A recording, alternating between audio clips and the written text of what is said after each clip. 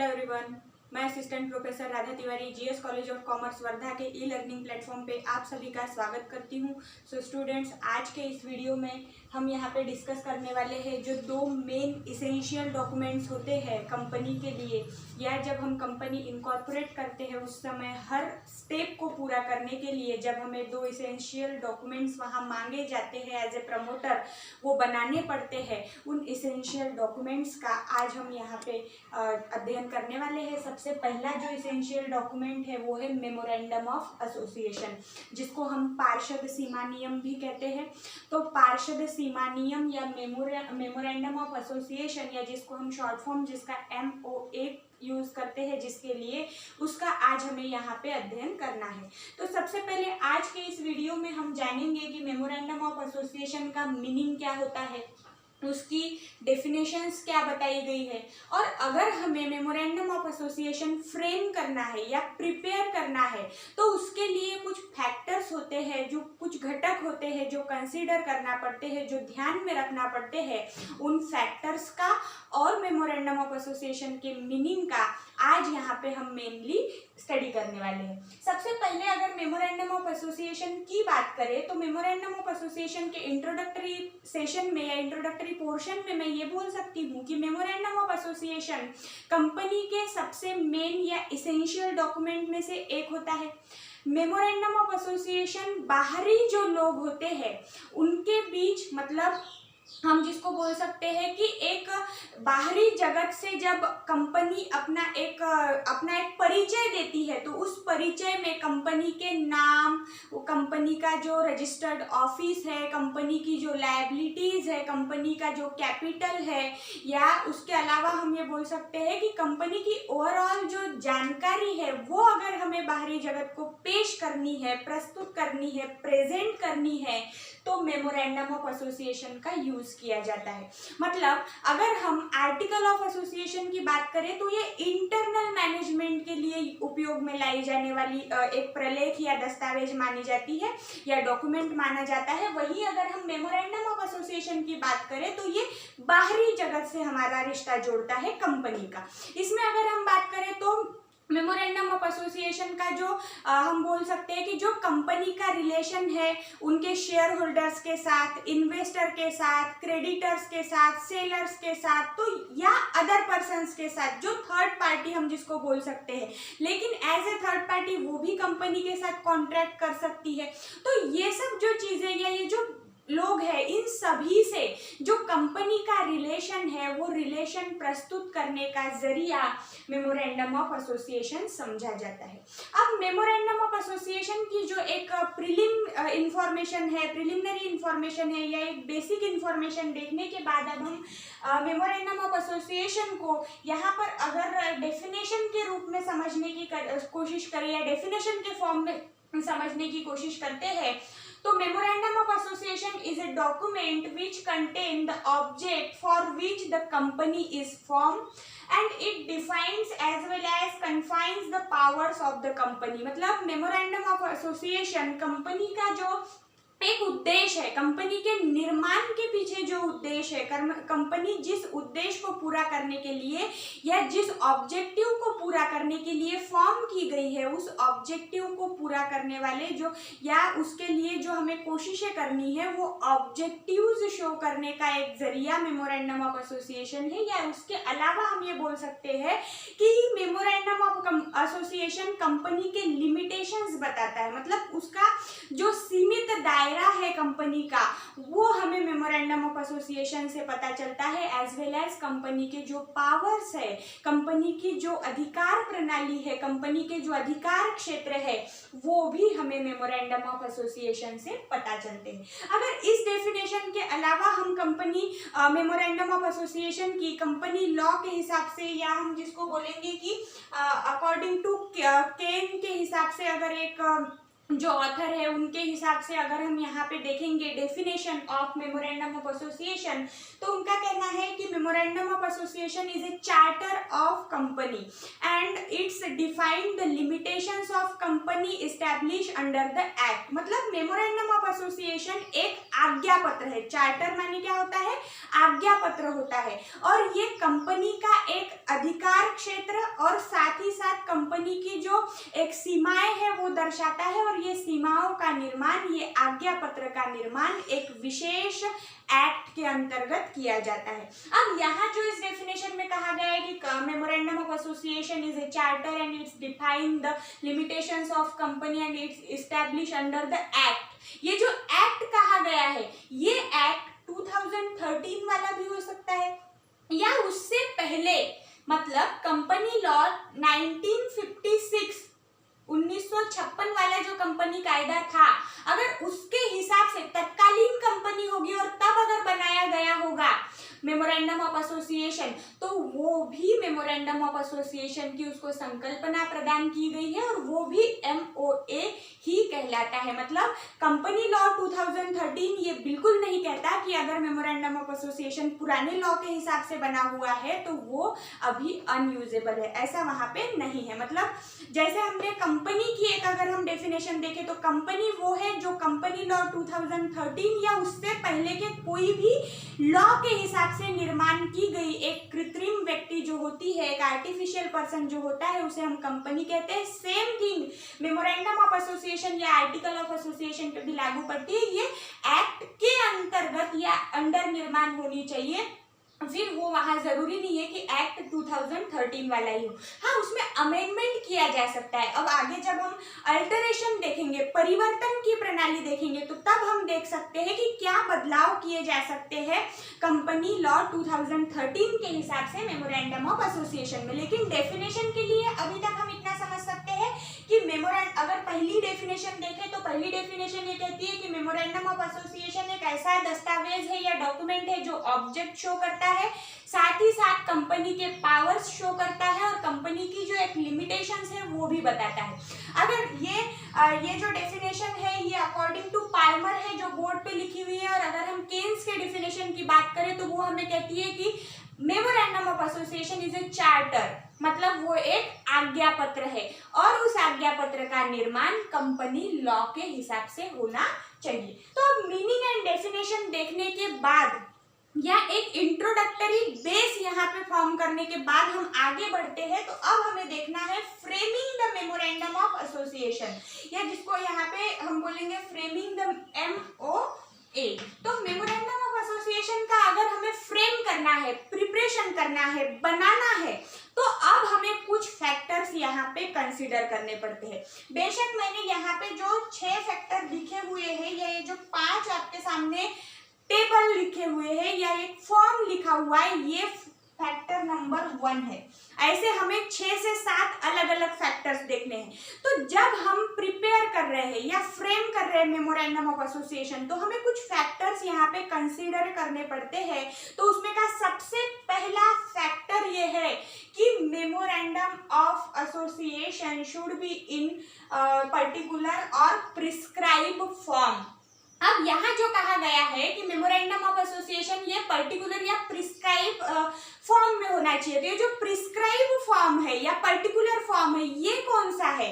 तो मैंने इसके पहले भी आपको, जब हमने मेमोरेंडम ऑफ एसोसिएशन की एक छोटी चर्चा हमारी पिछले इनकॉर्पोरेशन के वीडियो में हुई थी, तब मैंने आपको एक यहाँ पे हिंट दी थी कि मेमोरेंडम ऑफ एसोसिएशन शेड्यूल 1 के हिसाब से कंपनी के प्रकार के हिसाब से या कंपनी की जो यहाँ पे हम लायबिलिटी जिसको बोलेंगे उसके हिसाब से यहाँ पे फॉर्म बने हुए हैं या प्रिस्क्राइब मैनर है, जिस मैनर में हमें मेमोरेंडम ऑफ एसोसिएशन बनाना पड़ता है। तो अगर हम बोले कि पहला वाला हमारा फ्रेम करने के वक्त का जो फैक्टर है जो कंसीडर करना पड़ता है, तो वो फर्स्ट कंसीडरिंग फैक्टर है memorandum of association should be in prescribed manner और प्रिस्क्राइब्ड फॉर्म। सो वो फॉर्म कौन सा है वो अब हम देखेंगे। सबसे पहले फैक्टर के हिसाब से हम यहाँ पे अब अलग अलग फॉर्म देखेंगे।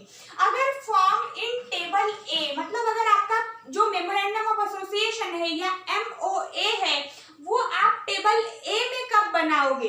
तो जब बाय शेयर्स, मतलब अगर आपकी कंपनी लिमिटेड बाय शेयर्स है, मतलब अंश आपके सीमित है, उस समय आप यहाँ पे टेबल ए का उपयोग करोगे। मतलब यहाँ हमें क्या ध्यान में रखना है कि अगर कंपनी का प्रकार कंपनी लिमिटेड बाय शेयर है तो आपका जो मेमोरेंडम ऑफ एसोसिएशन है वो हमेशा टेबल ए में बनना चाहिए। उसके बाद हम देखते हैं कि अगर आपकी company for company limited by guarantee and having no share capital, मतलब यहाँ पे देखिए कंपनी लिमिटेड बाय गारंटी, मतलब ये यहाँ पे हम ये बोल सकते हैं कि ये जो कंपनी है ये गारंटी से, मतलब यहाँ पे जो गारंटी होने वाली उससे लिमिटेड है, सीमित है, और लेकिन इनके पास शेयर कैपिटल रहने वाला है क्या? नहीं, हैविंग नो शेयर कैपिटल। अगर ऐसी कंपनी होगी, सच टाइप ऑफ कंपनी अगर होगी तो यहाँ पे जो मेमोरेंडम ऑफ एसोसिएशन होगा वो टेबल बी में बनेगा।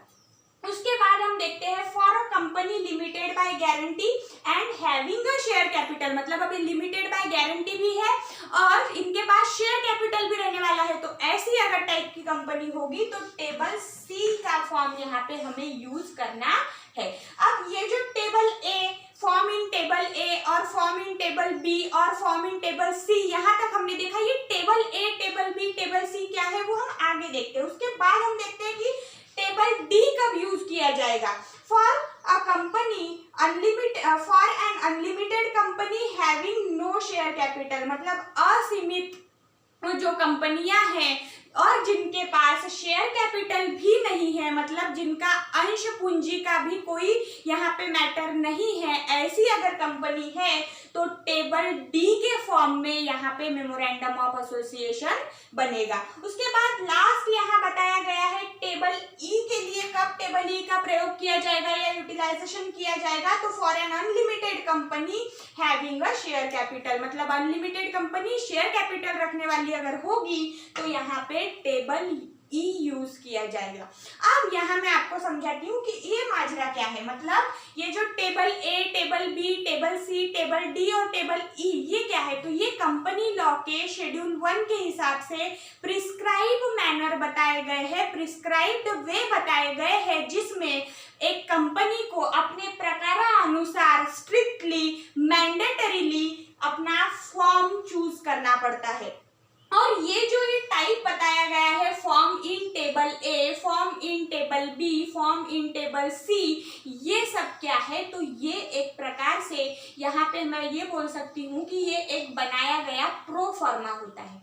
अब जैसे यहाँ पे हम देखते हैं for a company limited bye share, तो यहाँ पे जो है लिमिटेड बाय शेयर है तो इनकी जो लायबिलिटी क्लॉज होगा, जो दायित्व वाक्य होगा, उसमें ये लिमिटेड बाय शेयर होने के कारण ये दायित्व वाक्य में ये वहां पे शो होगा कि ये जो कंपनी है, ये जो कंपनी बनी गई है ये लिमिटेड बाय शेयर है, तो इसका वहां पे उल्लेख होगा। मतलब ये कंपनी प्रकार के अनुसार इनकी जो लायबिलिटीज है, इनका जो दायित्व उठाने का तरीका है, इसके हिसाब से हमारे क्लॉज चेंज होते हैं, वाक्य बदलते हैं। तो वो वाक्य अब जैसी कंपनी प्रकार वैसा वाक्य यहाँ होगा, इसीलिए table A, table B, table C, table D और टेबल ई बताए गए हैं।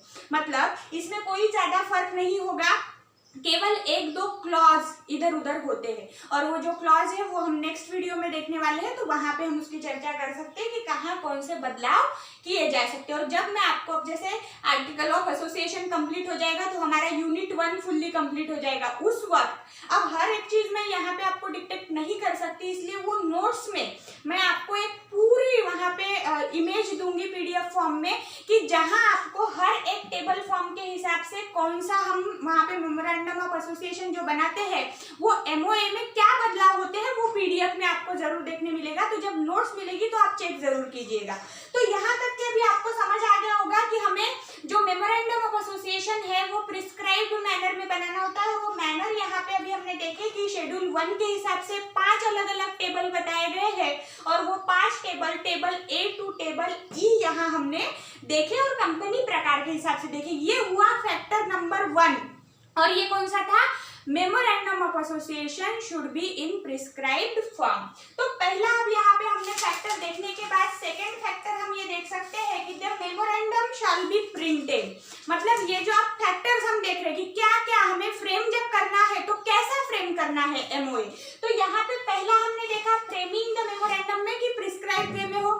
सेकंड ये बोला है कि वो प्रिंटेड होना चाहिए, तो ये तो हमने पहले भी देखा है कि मेमोरेंडम ऑफ एसोसिएशन या आर्टिकल ऑफ एसोसिएशन ये हमेशा प्रिंटेड वे में या प्रिंटेड फॉर्म में ही देना पड़ता है। अगर थर्ड फैक्टर हम देखें तो it shall be divided into paragraph numbered consequently, मतलब यहाँ जो पैराग्राफ्स है या जो मतलब पैराग्राफ और नंबर में हमें यहाँ पे शो करना पड़ता है सभी चीजें, एक वेल डिफाइंड यहाँ पे जो एक ढांचा जिसको हम बोलते हैं कि जानकारी प्रस्तुत करने का, वो उपयोग में लाना पड़ता है। अगर फोर्थ ये देखें कि फ्रेमिंग द मेमोरेंडम अगर हमें करना है, अगर मेमोरेंडम ऑफ एसोसिएशन बनाना है, तो उसके लिए फोर्थ फैक्टर जो कंसिडरेशन में लेना पड़ता है वो है Each subscriber shall mention his name, surname or family name, residential address and nationality etc. मतलब वहाँ पे जो सब्सक्राइबर हमारे हैं, अब सब्सक्राइबर की अगर हम बात करें तो मैंने बताया है आपको पहले वीडियोस में कि अगर यहाँ पे हम बोलेंगे कि पब्लिक कंपनी है तो पब्लिक कंपनी के लिए मेमोरेंडम ऑफ एसोसिएशन अगर बनाना है तो वहाँ पे कम से कम 7 सब्सक्राइबर की हमें सिग्नेचर लगेगी,